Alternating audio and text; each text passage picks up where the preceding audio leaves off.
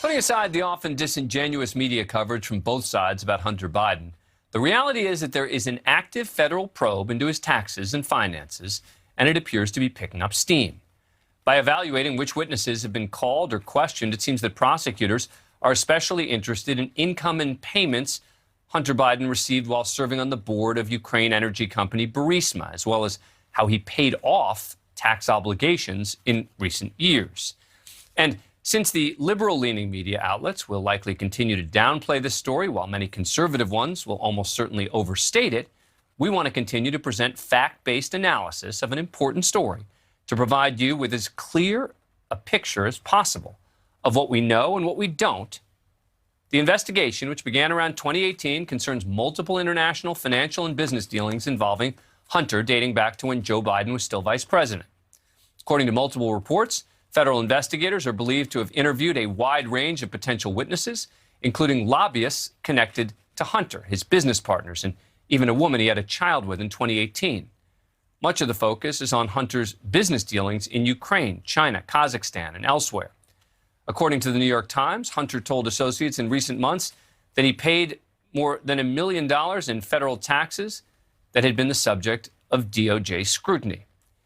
As for Burisma, between 2014 and 2019, Hunter Biden held a Burisma board seat and was paid around $50,000 a month.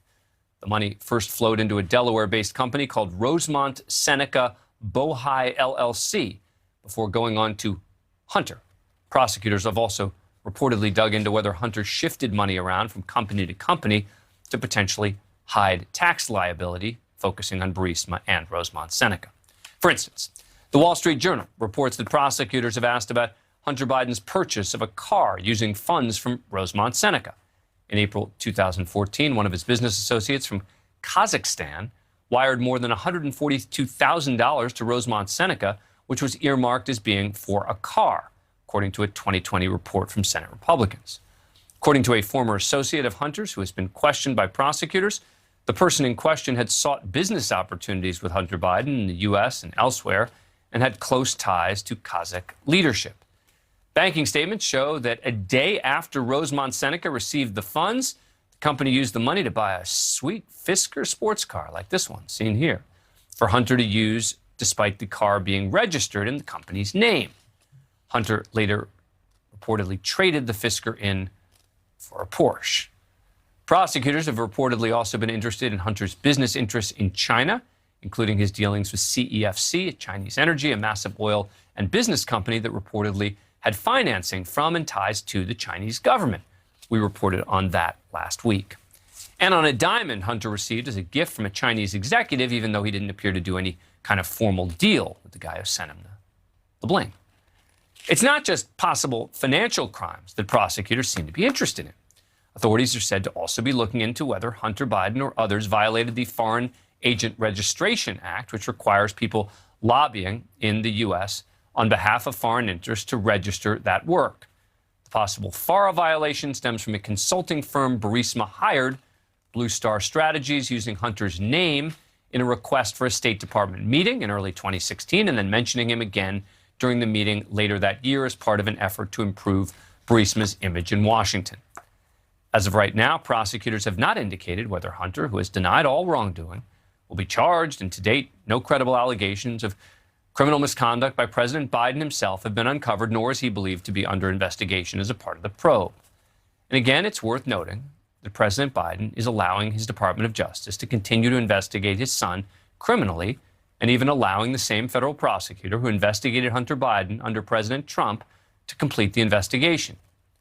But this is a real story that deserves ongoing, fact-based coverage. Joining us now is Sadie Gurman, who covers the Justice Department and the intersection of politics and the law for the Wall Street Journal. She's been part of the Journal's coverage of the Hunter Biden investigation. Thanks so much for coming on the show. Appreciate it. All right, so based on your reporting, what does it seem to you that prosecutors appear to be most interested in thus far? Well, what we're able to discern is that the tax investigation into Hunter Biden appears to be advancing, and prosecutors have called before a grand jury several of Hunter Biden's associates, and they're asking them a lot of questions about the sources of his foreign income, and in particular, payments that he received from Burisma, how he received those payments, and what he did with that money. And they are asking a lot of questions about whether he funneled that money through other companies, like the one that you mentioned, Rosemont Seneca, in order to obfuscate his tax liability. That's one of the lines of questioning that prosecutors have been focusing on in recent weeks. They've also been asking at least one witness about Hunter Biden's very well documented drug and alcohol abuse, which is a signal, according to some experts, that prosecutors are looking at to what extent Hunter may be able to raise this as a possible defense at a potential trial. So while we don't know whether prosecutors are any closer to bringing criminal charges, we do know that this investigation is advancing and there are a lot of threads. Now, Sadie, without obviously disclosing any sources, et cetera, I know a lot of people are going to ask, how do you know? How do you know who's been testifying? Are you hearing this from their lawyers? Is it people who are camped out outside the grand jury? How do we know what we know so far? That's right. Well, I mean, the people that we spoke with for our story obviously did not want to be identified because this is an ongoing investigation. But we certainly trust them. We know who they are. I can't necessarily share who they are. But these are people from all different walks of the justice system that have some visibility into this case. And so, while other news outlets have had cameras stationed outside the grand jury room, we just are trusting our sources on this. But all indications are that this probe is moving ahead, and that's from people inside and outside the Justice Department.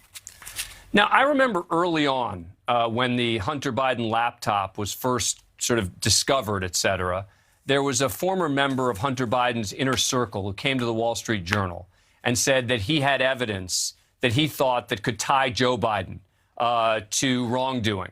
And the Journal evaluated that evidence, I believe, and determined that at least what he had brought to them didn't seem to be valid enough, credible enough to suggest that there was any connection to Joe Biden. Anything you can tell us about that?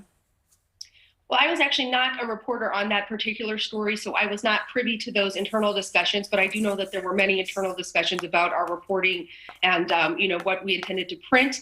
But what I can say is that prosecutors at this point, like you mentioned, have not been able to establish links between any of Hunter's business dealings and his father, now the president, then the vice president. So, to the extent that prosecutors have been able to turn up this evidence, there doesn't seem to be a direct link at this point. As for the Journal's internal deliberations on that story, that's not something I am privy to. Fair enough. Sadie Gurman, thank you very much for coming on the show. We appreciate it. Thank you. Thank you for watching. Click the red subscribe button below so you can get more of NewsNation's fact-driven, unbiased coverage.